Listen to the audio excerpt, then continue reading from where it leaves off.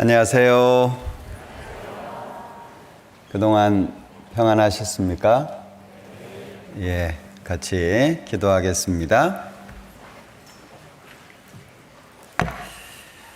우리를 사랑하시는 자비로우신 주님, 참으로 감사합니다.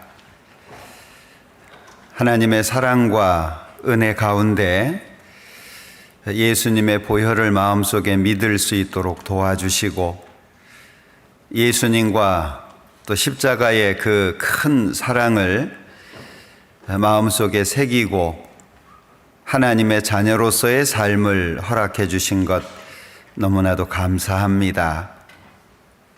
아무 소망이 없던 저희들, 세상을 방황하며 무엇이 참된 인생의 의미인지를 모른 채 하나님을 떠나 방황했던 모든 시간, 주님께서 불쌍히 여겨주셔서 우리를 불러주시고, 또 예수님의 피가 우리의 죄를 영원히 용서함으로 천국의 소망을 가질 수 있도록 도와주신 것 너무나도 감사합니다. 또한 오늘까지 교회 안에서 말씀으로 양육해 주시고 또 은혜로 보호해 주신 것 또한 너무나도 감사합니다. 한 해 동안 하나님께서 주신 은혜를 마음속에 기억하고 또 새로운 2025년도를 계획해 봅니다. 예수님 다시 오시는 그날까지 우리의 발걸음이 좌로나 우로나 치우치지 않게 도와주시고 항상 하나님 앞에 정로로 행할 수 있도록 우리의 발걸음을 인도해 주시기를 원합니다. 우리 광주교회 모든 형제 자매님들 어디에 어떠한 형편에 있든지 그 상황 속에서 하나님의 말씀을 기억하고 하나님의 뜻을 마음속에 새겨서 하루하루 그리스도인으로서 바르게 살아갈 수 있도록 이끌어 주시기를 원합니다. 우리 가운데 육신적으로 또 신앙적으로 경제적으로 어려움을 겪는 분들과 함께 해주시고 그 모든 여건과 형편 가운데 하나님을 기억하고 하나님의 뜻을 마음속에 새기며 그 모든 어려움을 하나님의 도움으로 이겨낼 수 있도록 함께 해주시기를 원합니다. 우리를 통해서 더 많은 사람들이 구원을 받으며 구원을 받은 사람들이 하나님의 사랑과 은혜를 더욱 알아가고 예수 그리스도를 마음속에 품으며 삶 속에 거룩한 삶이 하루하루 이어질 수 있도록 역사해 주시기를 원합니다. 너무나도 어렵고 어두워진 세상 속에 우리가 살고 있습니다.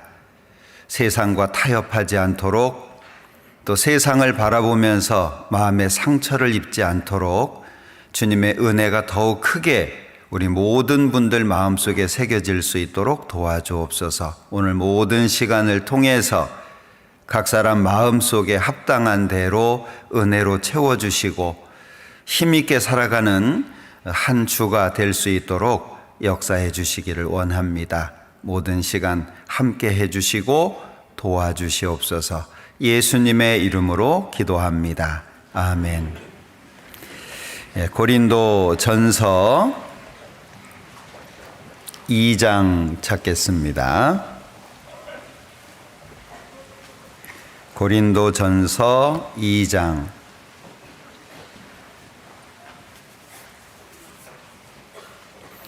2절 말씀입니다. 고린도 전서 2장 2절 한 절만 천천히 같이 읽겠습니다.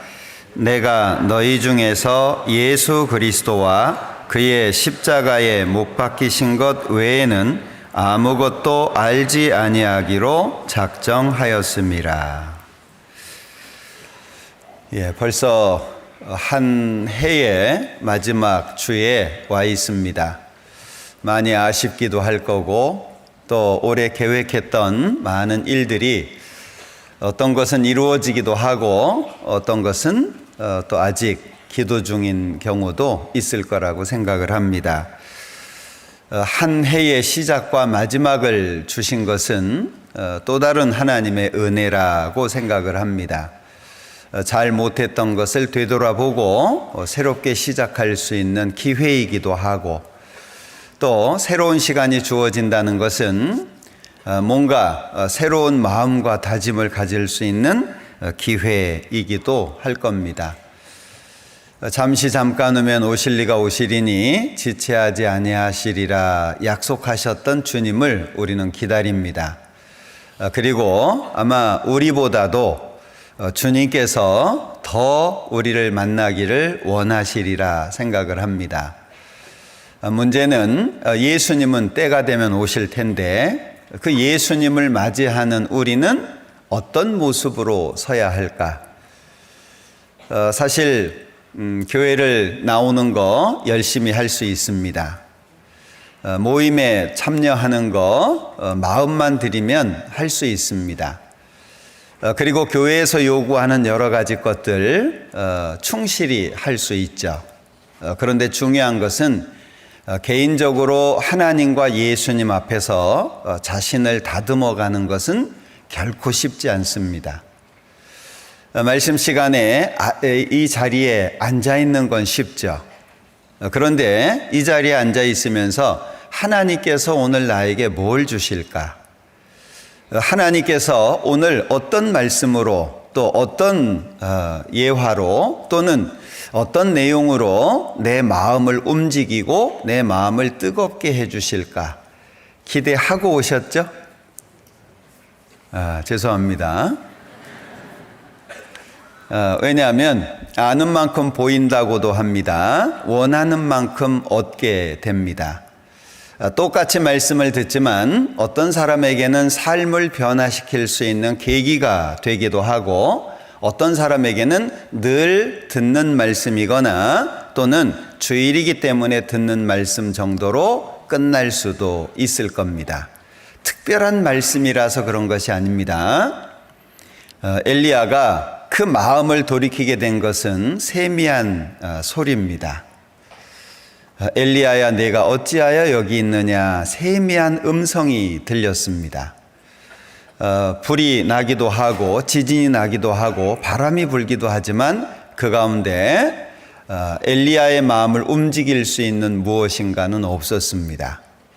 하나님, 내가 하나님을 향해서 열심히 특심한데 나 빼고 다 죽었습니다. 그런데 하나님께서는 바알에게 무릎 꿇지 아니한 7천을 남겨두겠다고 말씀하셨는데 엘리야에게는 그게 안 보였을 거예요. 다 죽고 나만 남았습니다. 우리가 하나님의 말씀을 통해서 내 마음이 뜨거워지고 내 마음이 움직이는 걸 경험해야 내 삶이 바뀌어지게 돼 있습니다. 예수님을 만난 제자들이 말씀을 풀어주실 때 마음이 뜨거웠다고 고백을 하고 있는데 우리는 그냥 들려지는 말씀이 아니라 뜨거워지는 말씀, 내 마음을 움직일 수 있는 동력이 되고 내가 가지고 있는 꺾이지 않는, 굽혀지지 않는 무엇인가를 꺾을 수 있는 힘이 되는 그런 말씀을 소망해야 될 겁니다. 그래서 우린 하나님 앞에 주일날 충실히 나오는 것도 중요하지만 하나님께서 주시는 말씀을 얻기 위한 기도도 필요할 거라고 생각을 합니다. 오늘 그런 시간이 되기를 간절히 소망해 봅니다. 오늘 드리고 싶은 말씀은 2절에 보면 내가 너희 중에서 예수 그리스도와 그의 십자가에 못 박히신 것 외에는 아무것도 알지 아니하기로 작정하였음이라. 여기에 예수 그리스도와 십자가, 이 부분을 같이 고민해 보려고 합니다. 신앙생활을 이제 시작했든 수십 년이 흘렀던 중요한 것은 예수님과 십자가입니다. 구약에 보면 이사야 44장 6절에 또는 이사야 48장 12절에 반복하고 있는 말씀은 나는 처음이고 마지막이라는 말씀입니다. 나는 처음이고 마지막이다. 그것이 신약 성경으로 넘어가면 처음이고 나중이다. 시작과 끝이다. 알파와 오메가다. 그리고 이제도 있고 전에도 있었고 후에도 장차 오실 자, 후에도 계실 분이라고 말씀하고 있습니다. 우리의 믿음은 화려한 장식품을 많이 달고 있는 것보다 가장 중요한 부분에 튼튼해지는 것이 중요할 거예요. 성경을 보더라도 많은 내용을 익숙하게 알 수 있을 겁니다. 그러나 우리에게는 예수님과 십자가보다 중요한 건 없을 거예요. 예수 그리스도에 대해서 또는 그 예수님 자체에 대해서 우리가 얼만큼 묵상을 하고 얼만큼 고민을 하는지 생각해 볼 일입니다. 신앙은 오직 그리스도죠. 그리스도가 빠진 것은 아무것도 없습니다. 그리스도가 빠지면 내가 무엇을 하든 아무 의미가 없는 겁니다. 그래서 그 무엇도, 그 어떤 것도 예수님과 동등이 될 수 없고 위에 있을 수 없습니다. 내 생명조차도 그리스도 위에 있을 수는 없습니다. 가장 중요한 것은 예수님과 십자가인데, 그래서 살아도 죽어도 우리 가운데 자기를 위하여 사는 자도 없고 자기를 위하여 죽는 자도 없다. 구원을 받는 순간 예수 그리스도의 것으로 부르심을 입은, 너희는 너희 것이 아니라 값으로 사신 것이 되었다. 그런즉 너희 몸으로 하나님께 영광을 돌리라. 이것은 무리한 요구가 아닙니다. 어거지가 아니라는 거예요. 강요가 아니라는 겁니다. 정당한 값을 주고 사셨다는 거예요. 그러니 나는 내 것이 아니라 하나님 예수님의 것이 된 겁니다. 그러니 너희 몸으로 하나님께 영광을 돌리라. 이것은 무리한 요구가 아니라는 거예요. 정당한 요구라는 겁니다. 기억해야 될 거예요. 사나 죽으나 우리는 주의 것이라는 것. 그래서 일본의 우찌무라 간조라고 하는 사람이 했던 말 중에는 나는 건강할 때도 그리스도인이고 병약할 때도 그리스도인이며 나는 무언가 화려하게 내가 무엇을 하고 있을 때도 잘 하지 못하고 있을 때도 나는 그리스도인이다. 우리의 정체성을 기억하는 것이 굉장히 중요할 거예요. 네가 누구냐? 누군가가 나에게 묻는다면 내 믿음에 대해서도 말할 수 있어야 되지만 내가 누구냐? 하나님 앞에 나라고 하는 존재가 나는 누구라고 생각하고 살아가고 있느냐? 이것이 확실해져야 됩니다. 그래야 확실한 삶을 살 수 있다는 거예요. 왜 많은 사람들이 구원을 받았는데 삶 속에 어려움을 겪을까요? 삶이 다양하죠. 어떤 분은 경제적으로 어렵고 어떤 분은 신앙적으로 어렵고 어떤 분은 건강상 문제가 있기도 하고. 자, 그런데 고민해 보시죠. 건강해야만 신앙생활을 잘할 수 있을까요? 우리가 고민해 볼 필요가 있어요. 제가 어떤 형제님 젊으신 분인데 암으로 돌아가셨어요. 병원에 신방을 갔을 때, 병문안을 갔을 때 제가 그 형제님한테 드린 얘기가 있어요. 형제님은 지금 아파서 병원에 있습니다. 교회당에 나오지 못합니다. 교제도 참석하지 못합니다. 함께하는 봉사도 할 수 없습니다. 그렇다고 신앙생활이 멈춰 있는 건 아닙니다.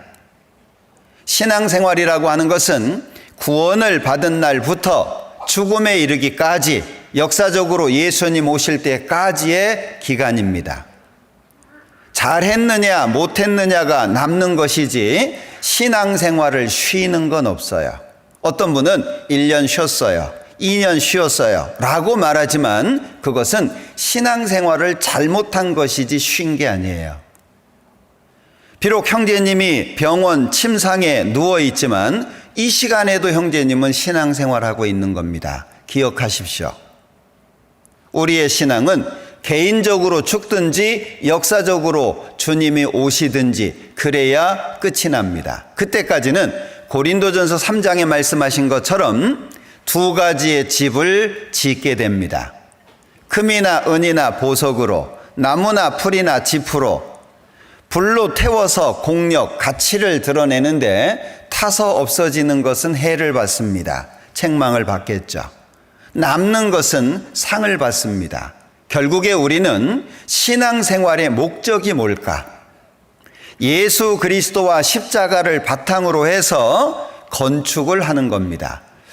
마치 유다서 1장 20절에 말씀하신 것처럼 거룩한 믿음 위에 자기를 건축한다.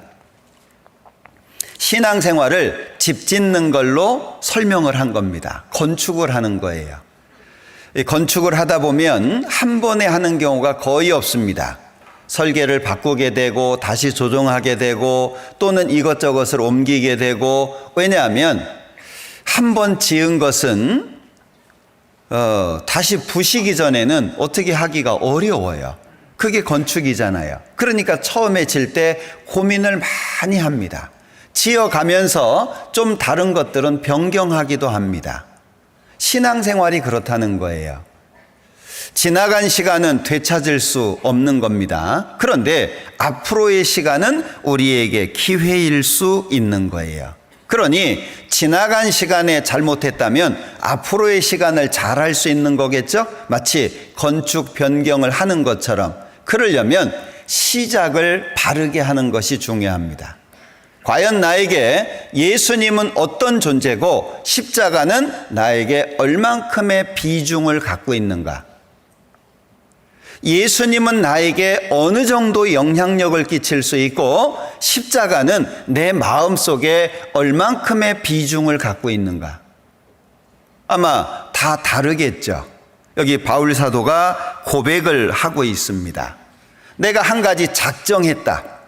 마음속에 이렇게 살기로 결정을 했다. 무엇이냐? 예수 그리스도와 예수님과 그의 십자가에 못 박히신 것 외에는 아무것도 알지 아니하기로. 그러면 바울 사도에게 가장 중요한 게 뭘까? 예수 그리스도와 십자가였다라고 할 수 있겠죠. 우리가 잘 알고 있는 대로 하박국 3장에 보면 없는 거 6가지를 말하고 있습니다. 자, 없는 게 너무 많은 거예요. 우리 생활 속에서도 그럴 수 있겠죠. 아마 개인적으로 부족하다고 느끼는 것들이 많이 있을 겁니다. 어떤 사람에게는 건강에 부족함이 있을 수도 있고, 어떤 사람에게는 지식에 부족함이 있을 수도 있고, 뭐 직장이 안 좋을 수도 있고, 뭐 여러 가지 이유가 될 수 있을 거예요. 그래서 이 하박국서에도 여러 종류의 나무가 나와요. 무화과 나무도 나오고 포도나무도 나오고 감람나무도 나오고 또 밭도 나오고 외양간도 나오고 나와요. 없는 게 많아요. 자, 이 말씀을 우리에게 적용을 시켜본다면 정말 없는 것 투성이일 거예요. 집도 지하실로 내려가야 되고 단칸방일 수도 있고 뭔가 집 안에 가재도구도 별로 없고 가지고 있는 차도 없고 그럴 수 있어요. 그런데 이 하박국 선지자가 기쁨을 노래할 수 있는 이유가 한 가지가 있죠. 6가지 없다는 걸 말하면서 나는 여호와로 인하여, 여기 인하여라고 하는 것이 굉장히 중요한 부분입니다. 우리가 무엇으로 말미암아 이렇게 표현하는데 이 말미암다라고 하는 건 원인과 동기가 되는 거잖아요. 예수 그리스도로 말미암아, 보혈로 말미암아. 그러면 앞에 있는 것이 없으면 뒤에 있는 것이 없다는 거예요. 자, 인하여, 여호와를 인하여 즐거워한다. 그러면 즐거움의 대상이 여호와라는 거죠. 그런가 하면 나의 구원의 하나님을 인하여 기뻐한다. 그러면 기쁨의 원인이 뭐냐? 구원이라는 거예요. 저도 구원 받았을 때를 생각해 봅니다. 저는 뭐 하나님에 대한 관심이 없었던 사람이기 때문에 잘 먹고 죽은 귀신은 때깔도 곱다, 뭐 이런 주관을 가지고 살았어요. 왜냐하면 뭐 답이 없으니까요. 예? 내가 누군지도 모르겠고 어떻게 살아야 되는지도 모르겠고 사람들한테 물어보면 죽으면 끝이라고 얘기를 하고 다른 이야기를 들을 수가 없습니다. 그래서 그냥 그게 맞는갑다 싶게 살았어요. 원하는 거, 하고 싶은 거, 가고 싶은데 마음껏 하면서 살았습니다. 왜? 죽으면 못 하잖아요. 죽기 전에 해보자. 그래서 제가 원하는 것들은 거의 대부분 다 해봤던 것 같아요. 그런데 어느 날 형님이 저를 찾아왔어요. 운동에 제가 미쳐 있을 때인데 운동장에 형님이 찾아왔잖아요. 그리고 운동하고 있었는데도 불구하고 그냥 저를 탁 잡았어요. 운동장 한가운데에서. 그러니까 사람들이 무슨 일이래 쳐다보자. 운동은 멈춰졌죠. 저는 뻘쭘하게 서 있고. 저를 딱 잡자마자 형님이 성경을 펼치셨어요. 그 운동장 한가운데에서. 그리고 여기저기를 막 찾아요. 아마 구원받은 지 얼마 안 되셨던 때 같아요.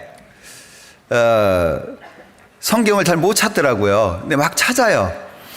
한 군데를 찾으면 너무 좋아가지고 읽어주는 거예요. 저는 무슨 뜻인지도 모르고 서 있고 몇 군데를 찾았어요. 근데 그때 이제 비가 왔죠. 많이 내린 것도 아니고 이렇게 조금씩 비가 내렸습니다. 그러면 비를 안 맞는 대로 갈 법도 한데 떨어지는 빗방울을 신경 안 쓰고 성경을 찾는 거예요. 그래서 제가 속으로 참 마음이 참담했습니다. 인간 하나 배렸구나. 어쩌다가 이 모양이 됐냐. 너무 마음이 불편하고 참 불쌍하게 보이고. 그런데 몇 군데를 찾고 나서 이제 이런 집회를 비디오로 찍은 게 있는데 한번 보자고. 그래서 제가 선뜻 약속을 했어요. 왜냐하면 너무 불쌍했기 때문에 안 듣겠다는 말을 하기가 미안했어요. 제가 선심 쓴 거죠. 어찌됐든 그런 과정을 통해서 말씀을 듣게 됐어요. 첫날 듣고 도망간 거 아시죠? 첫날 약속을 잡고 갔더니 TV 앞에 저를 정면에 앉혔어요. 형님 형수님 양옆에 딱 끼고 앉아가지고 TV만 쳐다봐야 돼요. 옆에 봐도 안 돼요. 가지고 오는 커피는 정기적으로 먹어야 돼요. 속이 쓰려도 상관없어요. 일단 정신 차리라는 얘기겠죠? 지금이야 뭐 집회를 하면 2시간, 길어야 2시간, 뭐 2시간 10분 이 정도일 것 같아요. 그런데 그때는 기본이 2시간 반, 3시간이었어요. 기본이. 목사님 열받으면 3시간, 탄력받으면 4시간 뭐 하여튼 목사님이 끝내야 기도합시다 해야 끝나는 거예요. 첫날 듣고 너무 힘들어서 도망갔어요. 형님 살리려다가 내가 죽게 생겼어요. 그런데 형하고 한 약속인데 끝까지 듣기는 해야 되겠다. 그러다가 이제 계속 말씀을 듣게 됐고 구원을 받게 됐어요. 예수님이 십자가에서 내 죄를 용서하셨다. 그 예수님이 나 때문에 죽으셨다는 걸 처음 알았어요. 그때 예수님도 알았고 십자가도 알았고, 그런데 그게 나와 아무런 상관이 없었는데 그날 그것이 나를 위한 것이라고 하는 걸 처음 알게 됐어요. 얼마나 좋았는지. 앉아 있을 수가 없었어요. 너무 마음이 기쁘고 즐거워가지고 막 이유 없이 서성대는, 그 방에서 집에서 말씀을 들었는데요. 비디오 테이프로 너무 좋아가지고 막 이 방 저 방을 왔다 갔다 했던 기억이 나요. 그래서 회사 가가지고 제가 친구들 불러가지고 회식을 시켜줬어요. 거나하게 먹었죠. 왜냐하면 제가 천국 가는 기념으로 한 통 냈거든요. 나 이제 천국 간다. 오늘 이 술을 사는 것은 내가 천국 가기 때문에 사는 거다. 많이 먹어라. 그날 저도 많이 먹었어요. 뭐 이제 교회에 대해서 전혀 몰랐기 때문에도 그랬지만 너무 행복했습니다. 그 기간이 얼마간 이렇게 가더라고요. 지금도 되돌아보면 그때 그 마음이 느껴져요. 정말 행복했던, 지금 죽어도 괜찮겠다. 원이 없는. 그래서 어떤 분 얘기하더라고요. 구원받고 누가 뺨을 때려도 용서해 줄 것 같은 마음이다 라고 얘기하던데, 그 마음이 모두 기억이 되실 거예요. 자, 내가 즐거워하고 기뻐하는 이유가 뭘까? 내가 무엇 때문에 즐거워하고 무엇 때문에 기뻐할까? 내가 말하는 거, 내가 행동하는 거, 무엇을 기초로 해서 하는 것일까? 우리는 고린도후서 5장에 보면 그리스도의 대사입니다. 하나님과 예수님은 보이지 않습니다. 왜 많은 사람들이 예수쟁이라고 욕을 할까요? 하나님은 안 보여요. 예수님 안 보입니다. 그런데 예수 믿는 사람, 하나님 믿는 사람이 보여요. 그러면 내가 말하는 것, 내가 행동하는 것은 예수님을 드러내는 겁니다. 내가 이기적인 모습을 보였다면 예수님은 이기적인 분이 되는 것이고, 내가 욕설을 하고 그리고 뭔가 바르지 못한 행동을 했다면 예수님이 그런 분이 돼버리는 거예요. 제가 처음에 구원을 받고 마음속에 이런 마음이 들더라고요.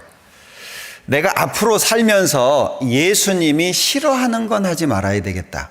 다른 건 몰라도 예수님이 싫어하는 것만큼은 하지 말아야 되겠다. 그런 마음이 저도 모르게 들었어요. 너무 고맙고 감사하니까. 누가 나 때문에 죽어요? 사람이 친구를 위하여 목숨을 버리면 이에서 더 큰 사랑이 없다고 말씀하셨는데, 로마서 5장에 보면 우리는 연약할 때 예수님이 죽어주셨다고 돼 있어요. 그 연약은 몸이 약하다는 것이 아니라 선을 행할 수 없는 약한 상태를 말합니다. 하나님 앞에 죄인 되었을 때 우리를 위해서 예수님이 죽어주셨습니다. 하나님 앞에 우리가 원수였을 때 죽어주셨어요. 우리가 하나님 앞에 인정받을 때 죽어주신 것이 아니고 지옥 가기에 딱 맞는 상태입니다. 그런데 죽어주셨어요. 그게 너무 고맙고 감사했어요. 나 같은 죄인 살리신 그것이 내 노래가 됐어요. 예수님이 싫어하는 건 하지 말아야 되겠다. 저도 모르게. 그래서 1년 내내 먹던 술을 끊었어요. 제가 직장 다닐 때 월급이 모자라, 보너스가 모자라, 그래서 대출받아서 술값을 갚았는데 그게 낙이었거든요. 예? 어쩌다가 술 안 먹는 날이 1년 중에 하루 생기면 그날이 너무 슬펐던 기억도 있는데, 내가 술 안 먹고 무슨 재미로 살까, 그런 삶이었는데 이 술을 끊게 됐어요. 저에게는 기적 같은 일이었습니다. 그 당시에 제가 담배를 2각 이상 폈는데 담배를 끊게 됐어요. 하루 종일. 예. 제가 처음에 구원을 받고 나서 이 담배 피는 거를 잘 몰랐어요. 근데 식당에서 이제 식사를 하고 나왔는데, 회사에서요, 저도 모르게 습관이니까 담배가 물리는 거예요. 내가 펴야지 그게 아니라 그냥 자동으로 입에 물려 있는 거예요. 밥 먹고 나면. 그래서 우아하게 이렇게 보이려고도 그랬는지 모르겠습니다만은 식후연초는 불로장생이라 이런 말도 해가면서, 예? 근데 이제 한 분이 나오면서 예수 믿는다면서 담배를 피세요? 이 말을 들었어요, 제가. 그게 정말 칼이 아니고요, 창이었어요, 창. 가슴에 그냥 막 박혔어요. 이게 안 되는 거구나. 그래서 그때부터 고민하기 시작해가지고 2달이 좀 안 돼서 담배를 끊게 됐어요. 정말 사투를 벌였습니다. 필 때는 아무것도 아니었어요. 근데 끊어야 된다고 생각할 때는 이게 산성이더라고요, 담배가. 그냥 틈만 나면 담배가 생각이 나고 괜히 손이 허전하고, 그리고 볼펜을 들고 입에 물고, 이게 제정신이 아닌 거예요. 예? 그런데 그때마다 용기를 주고 힘을 주고 끝까지 끊을 수 있는 힘을 주신 것이 예수님이고 십자가였어요. 그 예수님과 십자가가 너무 고맙고 감사했기 때문에 끝까지 갈 수 있었다라고 생각이 돼요. 그 당시에 제가 당구를 150 정도 쳤는데 그냥 어디를 보든지 당구알이 왔다 갔다 하는 그런 때예요. 막 천정을 봐도 어디를 봐도 사람 봐도 당구알로 보이고 아주 재미났을 때, 저도 모르게 가 있으면 당구장이고, 그게 이제 끊어지기 시작했어요. 그리고 성경을 보기 시작했고, 그러면서 점점 예수님을 조금씩 알아가게 됐던 것 같아요. 자, 내가 즐거워하고 기뻐하는 이유가 뭘까요? 지금 이 순간에조차 우리는 자꾸 잊고 살아요. 어떤 때는 재력을 자랑하기도 하고 좋은 차를 자랑하기도 하고, 우리 살다 보면 좋은 일들 많잖아요. 하나님이 구원만 주시는 게 아니라 우리의 삶 속에 기쁨도 주시거든요. 그런데 그것은 예수님과 십자가가 바탕이 돼서 주어진 것이지, 시간 지나 언뜻 우리는 까먹어요.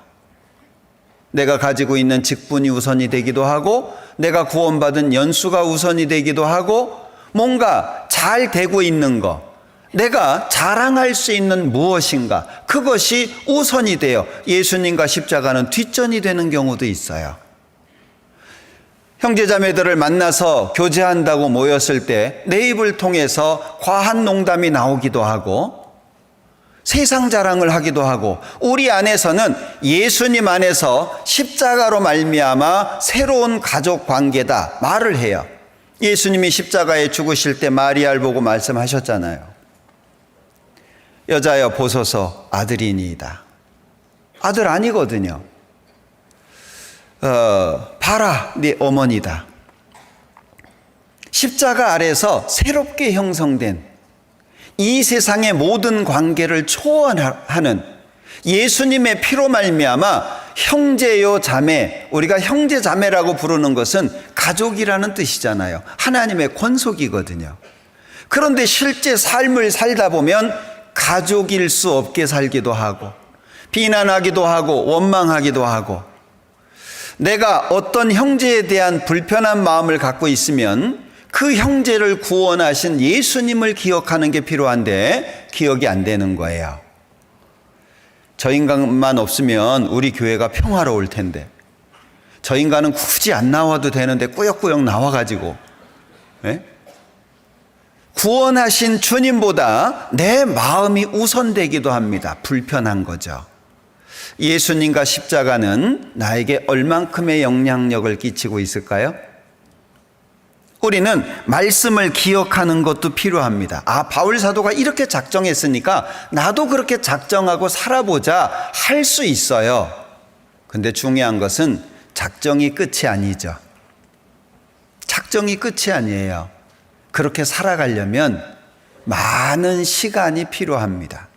자, 빌립보서 3장을 찾아보자.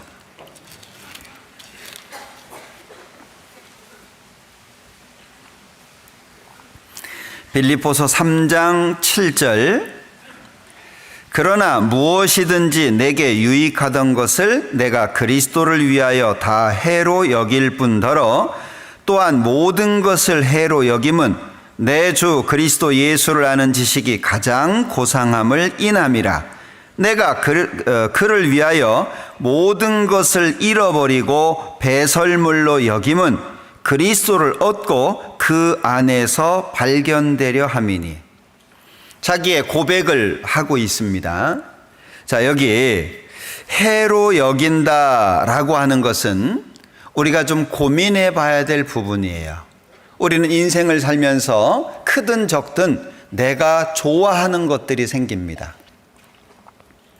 요즘에 학생들은 이 스마트폰이 참 큰 문제잖아요. 어떤 고등학교 여학생 엄마가 공부 좀 하라고 스마트폰을 뺏었더니 부르르 떨다가 뒤로 자빠졌대요. 요즘엔 스마트폰을 쥐고 자는 사람도 늘어난답니다. 이 스마트폰을 못 끊는 거예요. 예? 자, 해로 여긴다는 건 뭐죠? 그냥 내가 스마트폰을 옆에다 놔야지 그 정도가 아니라는 거예요. 해로 여긴다는 것은 나에게 직접적인 타격이 된다는 걸 말하는 거예요. 그런데 여기에 그러나 무엇이든지 내게 유익하던 것, 예수님을 알기 전에 유익하던 것, 죄는 아니에요. 나쁜 거 아니에요. 나에게 유익하던 거예요. 그런데 그것으로 말미암아 예수님과 십자가가 타격을 받는다면 해로 여기는 거예요. 이것을 한다고 해가지고 죄가 되는 건 아니에요. 우리의 마음을 어디까지 어떻게 기준으로 세워야 될까 하는 거예요. 옛날 기억이 납니다. 제가 87년도에 구원을 받았는데요. 그때 분위기는 백화점을 못 갑니다. 아마 구원받은 지 오래되신 분들 기억나실 거예요. 구원받은 사람이 백화점을 가? 그런 분위기였어요. 그 당시에. 네? 영화를 봐? 감히? 구원받은 사람이? 영화 봤다? 그럼 구원 다시 받아야 돼요. 그 당시의 분위기가 오로지 예수님과 십자가 하나님만 바라보고 사는 그 당시 분위기가 그랬어요. 예. 그런데 시간이 점차 흘렀습니다. 지금은 어떠죠? 아유, 우리 집사님이 배운데 뭐 표 하나라도 팔아줘야지. 그게 나쁘다는 게 아니에요. 여기서 말씀하고 있는 것처럼 내게 유익하던 것, 영화 본다고 죄예요? 백화점 가면 회개해야 됩니까? 그러지 않아요. 유익하던 거예요. 그런데 중요한 것은 그리스도와 십자가가 타격을 받는다면, 예? 백화점이 정기적인 출근이 된다든지, 예? 백화점을 가지 않으면 또는 백화점에서 물건을 사지 않으면 마음이 불편하다든지 안 되는 거잖아요. 예? 아니 기분 전환을 위해서 영화 한 편 보는 거야 무슨 문제가 되겠어요. 뉴스 봐야지. 그리고 12시까지 보는 건 안 되잖아요. 예? 그래도 구원받은 사람이 뉴스는 봐야지. 세상 돌아가는 건 알아야지. 근데 뉴스 틀었다가 끝까지 가요. 날 새기도 합니다. 그건 안 되는 거잖아요. 여기서 하시는 말씀이 그 말씀이다, 그 얘기예요. 구원을 받았으니까 모든 걸 포기해라, 그 얘기를 하는 게 아니에요. 자, 내게 유익하던 것을 내가 그리스도를 위하여 다해로 여긴다 라고 했을 때 중요한 건 그리스도를 위하여죠. 그럼 예수님을 향한 게 전부이기를 바라는 거잖아요. 예수님을 만났을 때 순전한, 우리 찬송가에도 많이 그 곡이 들어있는데요. 태어난 지 6개월 정도의 시력을 잃은 분이 있어요. 여자분이었는데 이분이 찬송시를 한 10,000여 편 정도 썼다고 합니다. 누가 질문을 했다 그래요. 당신은 눈 뜨고 싶지 않냐? 에? 눈이 안 보이면 얼마나 답답합니까? 눈 뜨고 싶지 않냐? 그랬을 때 놀라운 말을 했다고 그래요. 나는 이 세상에서 눈 뜨고 싶지 않다. 왜? 이 세상에 얼마나 하나님 보시기에 옳지 않은 것들이 많잖아요. 부조리한 것들이 많잖아요. 이 세상에 있는 거 하나도 안 보고 깨끗한 눈으로 주님 볼 수 있으니까 나는 이 세상에서 눈 안 뜨고 싶다. 그게 여기 그리스도를 위하여잖아요. 내 마음속에 그리스도를 위하여가 얼만큼 되죠? 몇 퍼센트 정도 돼요? 반 돼요? 70대요? 전부 돼요? 이게 다른 것이 들어오면 우리의 마음은 모든 걸 포용할 수가 없습니다. 무엇인가 들어오면 무엇인가를 내놔야 돼요. 내 마음속에 있는 것들이 세상에 5만 가지를 다 담을 수 있는 게 아니에요.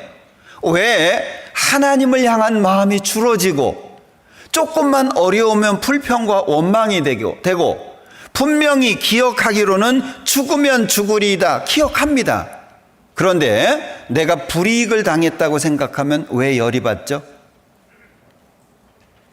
이상하잖아요. 우리는 분명히 말씀을 통해서 배워요. 자, 상상해 보시기를 바랍니다. 동그라미가 있습니다. 이 동그라미는 하나님의 소유입니다. 하나님의 것. 그리고 그 동그라미 안에 내가 있습니다. 상상하시죠? 동그라미 안에 내가 있습니다. 화살표가 동그라미를 통과해서 나에게까지 옵니다. 화살표가 좋은 것이 됐든 어려운 것이 됐든 아픔이 됐든 고통이 됐든 어떤 것이 됐든 나한테까지 옵니다. 그러면 동그라미를 통과해야 돼요. 그 동그라미는 뭐라고요? 하나님의 소유, 하나님의 겁니다. 나는 하나님의 거예요. 그런데 어떤 일이든지 나한테까지 온다는 건 뭐가 있는 거냐? 하나님의 허락하심이 있었다는 거예요. 좋은 것이 됐든 안 좋은 것이 됐든 기억하십니까? 근데 왜 나는 작은 거에도 열받치죠? 뭔가 나한테 안 맞고 내가 불이익을 당하고 뭔가 내가 아픔을 겪는다고 생각을 하면은요, 하나님이 안 보이는 거예요. 나에게 예수님과 십자가는 몇 %예요? 바울 사도는 잘못해서 감옥에 들어간 것이 아닙니다. 복음을 전하다가 감옥에 들어갔습니다. 그는 슬퍼하고 비관한 것이 아니에요. 신라와 함께 찬미했습니다. 어떤 찬송을 불렀는지 어떻게 찬미했는지는 모르겠지만 그 감옥 속에서 하나님을 기억하고 하나님을 노래한 사람이에요. 왜 나는 못하죠? 바울 사도하고 나하고 틀린 게 뭐예요? 바울 사도는 위대한 사도고 나는 그저 작디 작은 한 사람이니까? 그런데 바울 사도가 고백한 게 있습니다. 나는 사도 중에 지극히 작은 자다. 만삭되지 못하여 난 자 같다. 얼마나 대단합니까? 나의 나된 것은 하나님의 은혜로 된 것이다. 내가 모든 사도보다 더 많이 수고했지만 내가 한 게 아니다. 나와 함께 하신 하나님의 은혜다. 정말 대단하죠? 그런데 에베소서로 넘어가면은요, 나는 지극히 성도 중에 지극히 작은 자보다 더 작은 나라고 소개합니다. 그리고 죽기 전에 죄인 중에 괴수라고 고백을 하죠. 그럼 신앙이 뭐죠? 고민해 보셨습니까? 신앙이 뭐예요? 저 개인적으로 누군가에게 저에게 물어요. 신앙이 무엇이라고 생각하십니까? 그럼 전 주저하지 않고 이렇게 얘기합니다.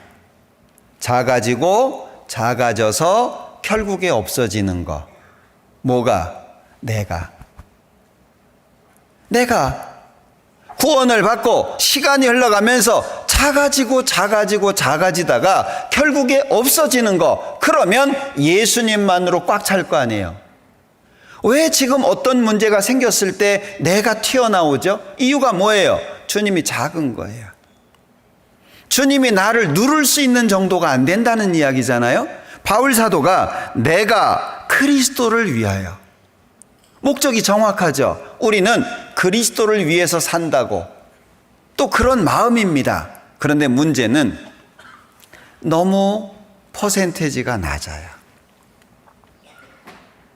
내가 뭘 잘한 거 있으면 누가 알아줘야 되고, 형제님 때문에 이게 됐어요. 좋죠. 말도 없어요.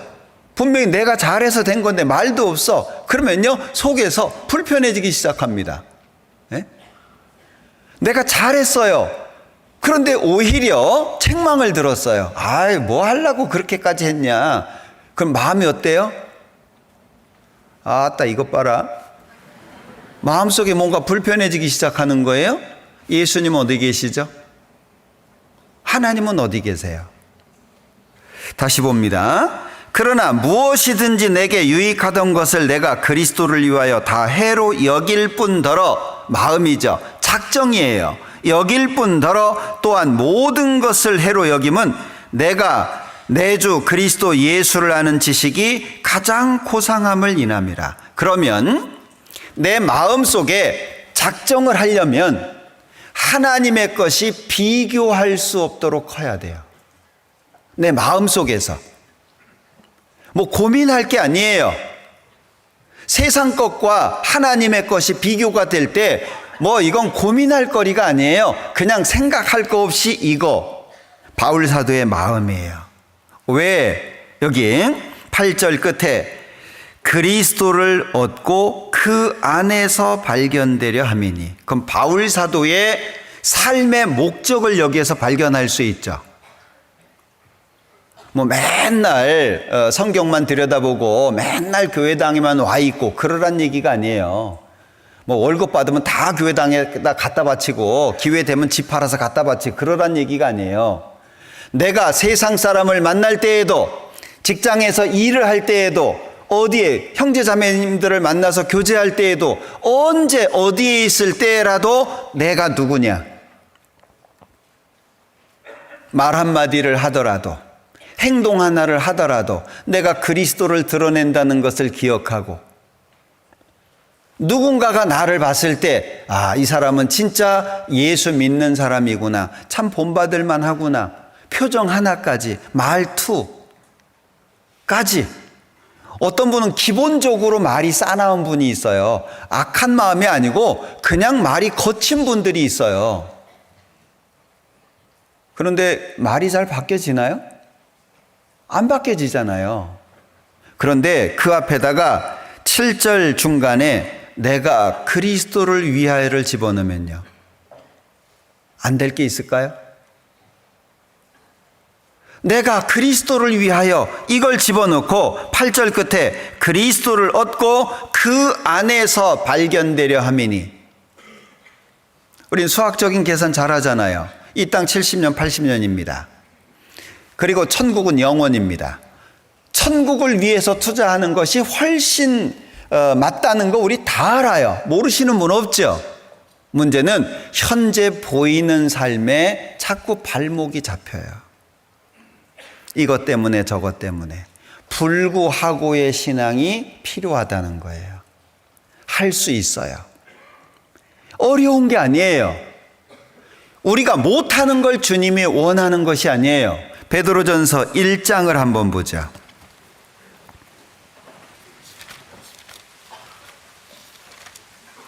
자, 베드로전서 1장 22절입니다. 베드로전서 1장 22절 같이 읽어볼게요. 너희가 진리를 순종함으로 너희 영혼을 깨끗하게 하여 거짓이 없이 형제를 사랑하기에 이르렀으니 마음으로 뜨겁게 피차 사랑하라. 자, 여기에서 아주 중요한 것은요,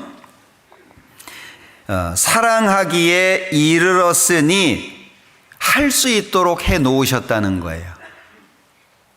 우리가 요한복음 13장에 예수님 말씀 기억합니다. 너희가 서로 사랑해라.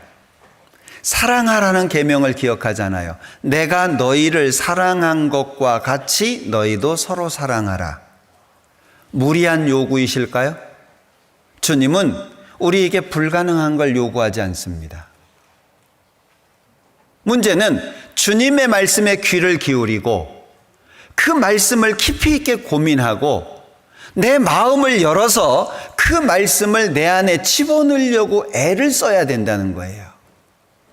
우리 기도가 어려운 거 잘 아시죠? 기도가 왜 어려워요? 기도는 기본적으로 힘쓰고 애쓰는 거예요. 기도는 그냥 쉽게 안 돼요. 기도는 내 몸에 진을 짜내는 거예요. 마치 부모가 희생해서 자식이 성장하는 것처럼, 부모가 죽을 때가 되면 자식이 알아서 크죠? 알아서 살죠?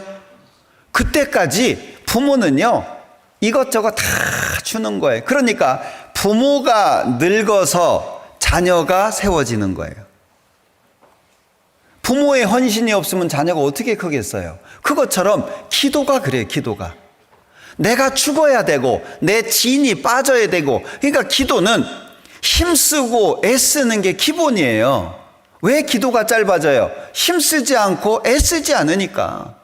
예수님조차도 힘쓰고 애써 이마에서 떨어지는 땀방울이 땅에 떨어지는 핏방울처럼 되기까지 기도하셨다고 하는데, 기도는 쉬운 게 아닙니다. 그냥 내가 기도해야 되는 내용을 적어놓고 줄줄줄줄 얘기한다고 기도가 되는 게 아니에요. 한 사람을 위해서 기도하더라도 내 마음이 들어가야 되고 내 진이 빠져야 돼요. 그 사람을 향한 내 마음이 하나님 앞에 보여져야 돼요. 하나님, 이 사람 구원받게 해주세요. 그래가지고 구원이 됩니까? 그 사람을 위해서 내 마음을 쓰고 내 진이 빠지고, 마치 자녀를 돌보는 부모와 같이, 그래야 능력 있는 기도가 되잖아요. 여기 말씀하고 있습니다. 자, 사랑하기에 이르렀으니, 이미 예수님께서 십자가에서 모든 죄를 용서하셨고 참된 사랑이 무엇인지를 우리에게 보여주셨어요. 요한복음 3장 16절 잘 아시죠? 하나님이 세상을 이처럼 사랑하사 독생자를 주셨다고 말씀합니다. 그 짝이 되는 것이 요한일서 3장 16절이에요. 찾아보죠. 요한일서 3장 16절. 자, 요한일서 3장 16절. 같이 읽어봅니다. 그가 우리를 위하여 목숨을 버리셨으니 우리가 이로써 사랑을 알고 우리도 형제들을 위하여 목숨을 버리는 것이 마땅하니라. 이 마땅하다라고 하는 말은 저울의 양쪽 무게가 똑같다는 의미입니다. 당연하다, 합당하다. 자, 그런데 그가 우리를 위하여 목숨을 버리셨으니 우리가 이로써 뭘 알죠? 사랑을 알아요. 그럼 사랑을 어디에서 알게 되는 겁니까? 십자가입니다. 십자가. 우리의 죄를 품에 안고 손이 찢어지고 발이 찢어지고 가슴이 뚫리고 머리에 가시면류관이 씌워지고 고통과 고난, 괴로움 가운데에서 온몸에 있는 피가 6시간, 오전 9시에 달려서 오후 3시에 죽으시기까지 긴 시간. 여러분들 오전 9시에서 오후 3시까지를 어떻게 생각하세요? 잠깐 하는 것은 다 할 수 있어요. 잠깐 하는 것은. 그런데 예수님은 죽음에 이르기까지의 과정을 천천히, 못 박혔다고 피가 수돗물 쏟아지듯이 콸콸 나옵니까? 못 박았다고 한순간에 그냥 죽어요? 아니에요. 긴 시간이에요. 그걸 예수님은 견디신 거예요. 우리가 너희에게 인내가 필요함은 이라고 말씀하고 있는데, 인내라고 하는 건 이는 참는 것이고 내는 견디는 겁니다. 인내라고 하는 말이 무슨 뜻이냐? 무거운 짐을 짊어지고 때가 될 때까지 버티는 거예요. 견디는 거예요. 그게 인내예요. 아무든지 나를 따라오려거든 자기를 부인하고 자기 십자가, 제 십자가를 지고 날마다 나를 좇을 것이니라. 지고 짊어지고 6시간이라고 하는 긴 시간 동안 얼마나 지루했을까요? 예? 시간이 좋고 나쁨에 따라서 길어지기도 하고 짧아지기도 하잖아요. 그죠?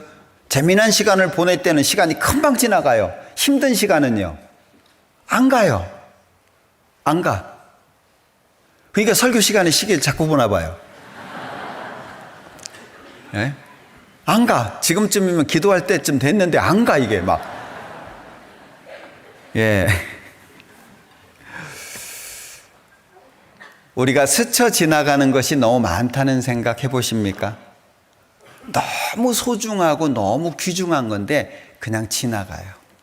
마치 마트나 이런 큰 영업장에 가보면 맛보라고 이렇게 맛배기 놓잖아요. 그거 하나 주워 먹고 가는 것처럼 너무 깊이 있게 고민하지 못하고 그 문제를 나하고 이렇게 대비해서 생각하지 못하고 그러다 보니까 시간은 흘러요.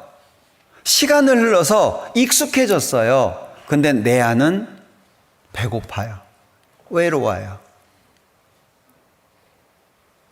손이 잘려져도 다리가 잘려져도 극단적인 비유지만 우리는 주님만으로 만족할 수 있는 믿음을 가지고 있어요. 못하는 게 아니고요. 우리가 안 하는 거예요. 못하는 게 아니에요. 이미 할 수 있도록 다 해주셨어요. 사랑하기에 이르렀으니 라고 말씀하고 있어요. 그러니까 서로 사랑하라고 말씀하고 있는 거예요. 못하는 걸 하라는 게 아니고 우리는 이것저것 육신적이고 세상적인 것 때문에 갇혀 있어요. 속에 깊숙이 갇혀 있어요. 이게 못 나요. 못 나와. 그게 나오게 하려면 세상적이고 육신적인 거 걷어내고 기초로 처음으로 돌아가야 되잖아요. 처음으로. 유명한 운동선수들도 폼이 달라진다든지 또는 슬럼프에 빠지게 된다든지 그럴 때 반드시 하는 게 뭐냐면 기초입니다. 처음으로 돌아가는 거예요.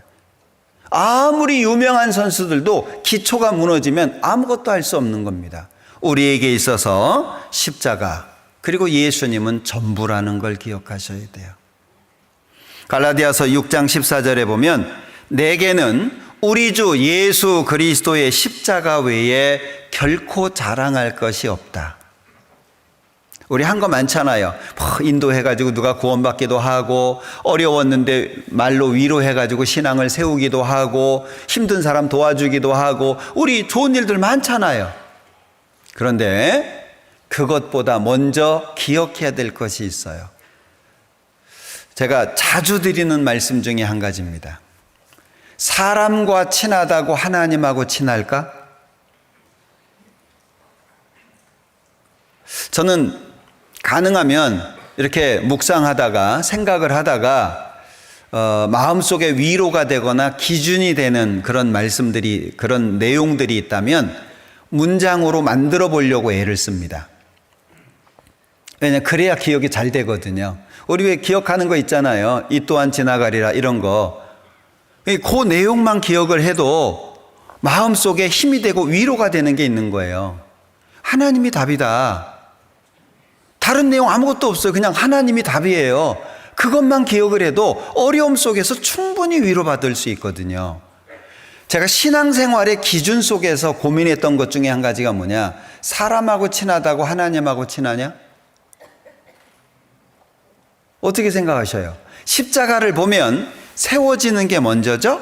그 다음에 걸쳐지는 거예요. 하나님하고 나와의 관계가 제일 중요해요. 무엇보다. 그래서 성경을 읽으라고 하고 기도하라고 하고 교제하라고 하는 거예요. 하나님하고 나하고의 관계가 틀어져 있는데 사람하고 친하면 뭐 할 거예요? 아무리 교회에서 오래되신 분이 나를 인정해주고 가까이 해준다고 해도 하나님하고 나하고 안 친한데? 중요한 것은 하나님하고 나하고 먼저 친해야 돼요. 그러면 하나님하고 나하고 친해지기 위해서 뭘 하죠? 뭐 술 끊고 담배 끊으라고요? 힘이 있어야 하죠. 이거 해라 저거 해라 힘이 있어야지 하죠. 그 힘을 어디에서 받아요? 그러니까 성경을 읽을 때 숙제로 읽지 말고 양식으로 읽어라. 많이 못 읽어도 괜찮아요. 한 줄 읽어도 괜찮아요. 그 한 줄 속에서 성경 전체의 은혜를 받을 수도 있지 않겠어요? 뭐 또 5독 했어요? 10독 했어요? 근데 물어보면 몰라. 우리 공감하는 내용 있으시죠? 1장 읽고 2장 읽었는데 1장에 뭐가 있는지 몰라. 생각이 안 나요. 많이 읽는 거 나쁜 거 아닙니다. 그러나 중요한 것은 하나라도 기억되게 읽는 거예요. 하나라도. 그리고 기억되는 그것이 내 마음속에 새겨지려면 반복을 해야 돼요. 응? 반복해야지 될 거 아니에요. 그 반복을 하면 뭔가 그 안에서 이렇게 기름이 짜지듯이 짜지는 게 있어요. 그래서 저는 이제 보통 설교 준비를 할 때 주제를 월요일 날 보통 잡거든요. 이번 주에는 어떤 설교를 해야 될까? 월요일 날 이제 고민하면서 잡아요. 그러면 그 본문을 계속 읽어요. 10번이 됐든 20번이 됐든 계속 읽어요. 그러면 읽는 가운데 나오는 것들이 있어요. 제 옆에는 항상 이면지가 쌓여 있습니다. 빨리 적어야 돼요. 안 적으면 까먹어요. 기억하려고 해도 기억이 안 돼요. 예? 그 경험하시죠? 예, 꿈 꿨는데 생각이 안 나잖아요. 분명히 꾼 건 알겠는데 생각이 성경을 읽는 가운데 생각나는 것들이 있어요. 그걸요, 잘 쓸 필요도 없어요. 예, 이면지니까, 버리는 종이니까요, 막 써요. 예. 그걸 이제 나중에 정리를 해요. 그리고 그걸 다시 정리를 하면 이제 설교할 수 있는 본문이 나오는데, 그러니까 제가 제일 중요하게 여기는 것은 본문을 많이 읽는 거예요. 왜? 하나님이 어떤 걸 주실지 몰라요.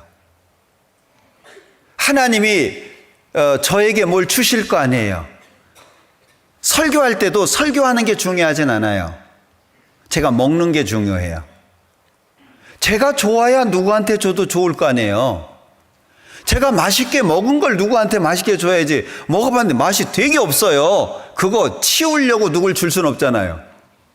내가 맛있는 걸 주는 거예요. 그러니까 설교가 중요한 게 아니고 내가 맛있게 먹는 게 중요한 거예요. 신기한 것은 내가 좋아하는 걸 다른 사람도 좋아하시더라고요. 신기한 것은 내가 공감하는 걸 누군가가 또 공감해. 왜? 우리는 예수님과 십자가 안에서 함께 살아가고 있잖아요. 같은 걸 고민한다 그 얘기예요. 많이 보셔야 돼요. 그리고 그것이 내 마음속에 위로가 되고 힘이 될 수 있도록. 그러면요, 술 먹으면서 하라 그래도 못 먹어요. 네? 이게 마음속에서요, 갈등이 너무 커져가지고 이것을 버리기 전에는요, 내가 못 견딥니다. 그 힘이 주님께로부터 오는 거예요. 근데 이게 익숙해지면 말도 함부로 하고 행동도 함부로 하고 어느샌가 내가 높아져가지고 위에서 내리 깔고 보고 자기도 모르게. 왜 그래요? 속이 빈곤한 거예요. 하나님하고 나하고 친한 게 제일 중요합니다. 하나님하고 나하고 친하려면 뭐가 필요해요? 예수님과 십자가예요. 얼만큼이나 십자가를 고민하고 얼만큼이나 십자가를 애타하고 얼만큼이나 십자가를 간절하게 붙잡고 있는지 사람마다 틀려요.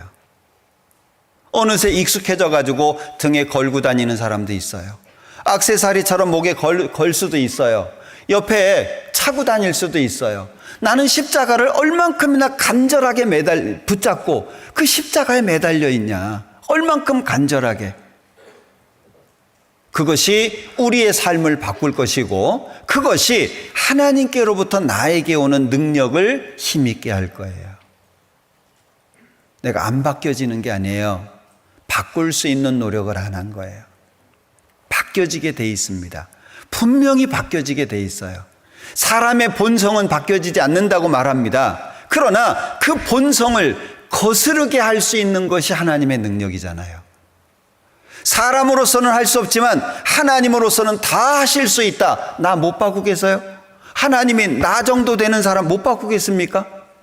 충분히 바꾸고도 남죠. 하나님이 나를 굴복시키는 건 아무것도 아닙니다. 문제는 하나님이 강제로 굴복시키지 않는다는 거예요. 왜? 우린 자녀가 됐어요. 하나님의 자녀. 예수님의 십자가가 마음속에 들어왔어요. 내 대신 십자가를 지신 그 예수님의 사랑이 내 마음속에 있어요. 그러니까 나는 감사함으로, 기쁨으로, 즐거움으로 나를 굴복시키려고 애써야 된다라고 하는 거예요. 바울 사도가 고백했습니다. 나는 십자가 외에 자랑할 수 있는 게 아무것도 없다. 터가 무너지면 의인이 무엇을 알고 나에게 있어서 터는 뭐죠? 누가 알아주거나 말거나, 그죠? 주님만 날 보면 되잖아요. 사람들이 나를 인정하지 않아도 하나님이 나를 알아주시면 되잖아요. 어려운 일이 생겼어요. 교제 안에서 불편함이 생겼어요. 다툼이 생기고 원망이 생겼어요. 어떻게 할까요? 신앙생활 속에 어려움이 올 때 제일 중요한 게 뭐냐? 저는 무릎 꿇고 기도부터 해라. 왜 사람을 보죠? 왜 형제를 가서 따지고 왜 자매한테 원망을 하고 왜 사람하고 싸우냐 그 얘기예요. 환경하고 싸울 일이 뭐예요? 우리 가끔 목사님이 예전에 하신 말씀 기억나시죠? 하나님이 세 끼 주면 세 끼 먹고 두 끼 주시면 두 끼 먹고 한 끼 주시면 한 끼 먹고 안 주시면 물 먹고 안 주시면 가고. 기억나세요? 하나님이 전부잖아요. 살아도 주, 죽어도 주. 예, 내가 그렇게 살려고 작정하면 하나님이 죽게 놔두실까요? 절대 그렇지 않습니다. 예, 무릎 꿇고 기도부터 해라. 하나님, 제 마음이 이렇습니다. 하나님, 지금 내 마음이 요동을 칩니다. 하나님, 지금 내가 이렇습니다. 나를 다스려 주실 수 있는 분은 하나님밖에 없습니다. 하나님을 먼저 봐야 되지 않을까요? 그게 11조예요. 여러분들 월급 타가지고 이거저거 쓸 때 다 빼놓고 나중에 11조 해요? 보통 어떻게 해요? 수입이 들어오면 제일 먼저. 왜? 하나님이시니까. 제일 먼저 제일 좋은 것으로. 하나님은 그렇게 대접을 받으셔야만 하는 분이니까. 그러면 내가 어려움이 생길 때 뭐부터 해야 돼요? 하나님부터. 하나님부터 찾는 거예요. 어떻게 해야 될까요? 마치 6시간이라고 하는 긴 시간을 견딘 것처럼 어떤 문제가 생겨서 해결되기까지의 시간이 있잖아요. 그 시간 어떻게 해야 돼요? 하나님 바라보고 견디는 거예요. 그게 인내잖아요. 사람 찾아가서 원망하고 누구한테 가서 하소연을 하고 이 소리 저 소리를 하고, 그것은 바람직하지 못한 모습이라고 할 수 있어요. 우리는 집을 짓고 있습니다. 예수 그리스도라고 하는 터 위에 집을 짓고 있습니다. 어떤 집을 짓고 있는지 돌아봐야 되지 않을까요? 지금까지 내가 살아오면서 신앙생활을 해왔어요. 집을 지은 거예요. 어떤 모습이든 집을 지었어요. 내가 짓고 있는 집이 잘 지어지고 있는지 돌아봐야 하지 않을까요? 골로새서 3장을 보자.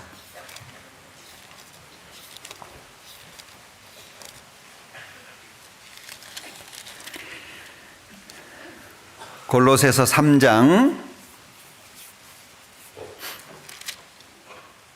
24절.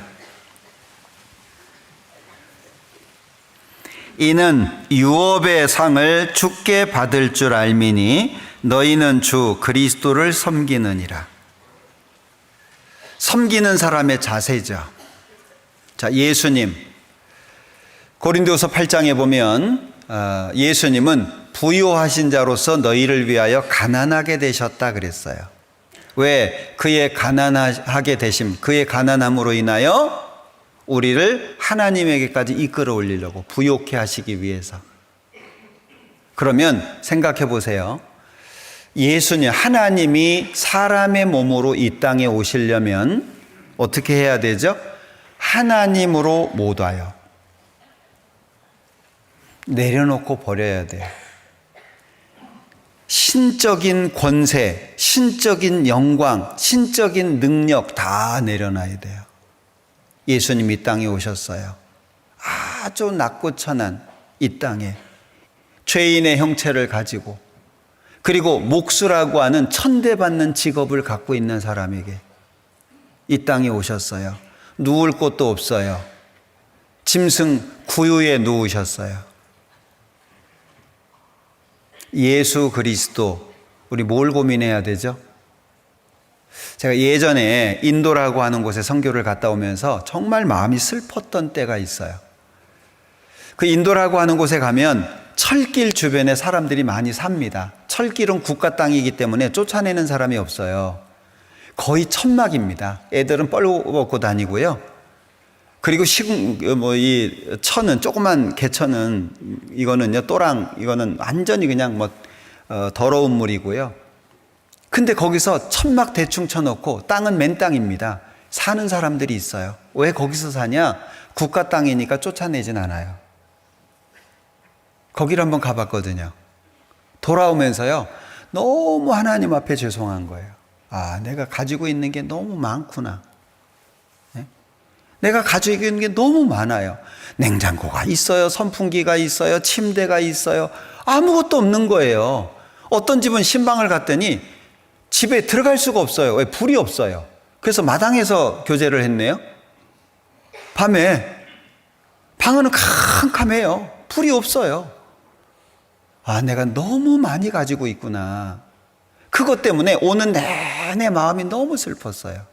이 땅에 오신 예수님, 뭘 갖고 오셨습니까? 아무것도 없어요. 자기 것이라고 하는 건 십자가밖에 없어요. 근데 우리는 너무 많죠. 너무 많으니까 주님이 안 보이는 거예요. 예수 그리스도가 그냥 예수님 자체로, 십자가가 예수님 죽으신 곳 정도로밖에 안 느껴지는 거예요. 너무 많으니까. 예수님 말씀에 너희 속에 내 말이 거할 곳이 없다고 말씀하셨는데, 세상 것이 많이 들어갔으니까 주님 것이 못 들어가는 거예요. 우리도 좀 많이 내려놔야 되지 않을까요? 주님을 더 소유하기 위해서, 예수님을 더 깊이 알기 위해서, 십자가가 더 능력 있게 나를 통해 역사되기 위해서 많이 내려놓을 필요가 있지 않겠어요? 우린 너무 여유로워요. 예. 요즘에는 차도 다 자동이고요.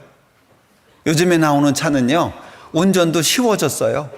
알아서 쓰고, 차선도 알아서 잡아주고, 예. 창문을 내려놓고 운전을 하다가 터널 들어가면 알아서 올려주고, 정말 너무 좋아졌어요. 너무 편하게 사는 거 아닐까요, 우리? 나를 위해서 죽어주신 예수님은 그렇게 고난 속에 살아가셨고, 믿음의 선진 또한 그렇게 살아가셨는데, 우린 너무 편하고 좋은 것만 찾지 않아요? 음식도 더 맛있는 거. 예. 제가 광주 와보니까 그냥 아무거나 먹어도 맛있더라고요. 예. 갖다가 버리는 것도 먹어도 맛있어요. 더. 그러지 말고. 우리는 예수님을 섬기는 사람이잖아요. 그렇다면 예수님과 십자가에 대해서 구체적으로 더 경험해야 되지 않을까요? 예수님을 섬기는 사람이 예수님을 모르고 예수님을 섬기는 사람이 십자가를 모른다면 어떻게 주님을 섬길 수 있겠어요?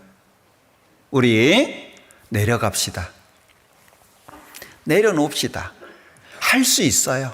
충분히 할 수 있어요. 지금 우리 광주교회에서 나타내는 역사보다 훨씬 크게 나타날 수 있어요. 내가 내려가면, 내가 죽으면, 내가 작아지면 주님은 우리를 통해서 훨씬 더 크게 역사하실 거예요. 그게 나로부터예요. 옆 사람 보지 마세요. 나로부터예요. 할 수 있어요. 못하는 게 아니에요. 하나님의 능력은 끝이 없어요. 하나님의 지혜는 무궁하다. 하나님 IQ 무한대예요. 뭘 못하시겠어요? 내가 못하는 게 아니에요. 하나님께 맡기지를 못하는 거예요. 할 수 있어요. 2025년 기대하시죠? 기대하시고 살아야 되잖아요. 2025년 기억되는 삶이 되도록 살아봅시다. 내 신앙생활의 속에서 25년 멋지다. 예? 하나님이 나를 통해서 정말 역사하셨구나 기억할 수 있는 한 해가 될 수 있도록, 그러려면 예수님과 십자가는 내 마음속에 깊이 새겨져야 돼요. 고린도전서 2장 다시 봅니다. 2절 같이 읽어보죠.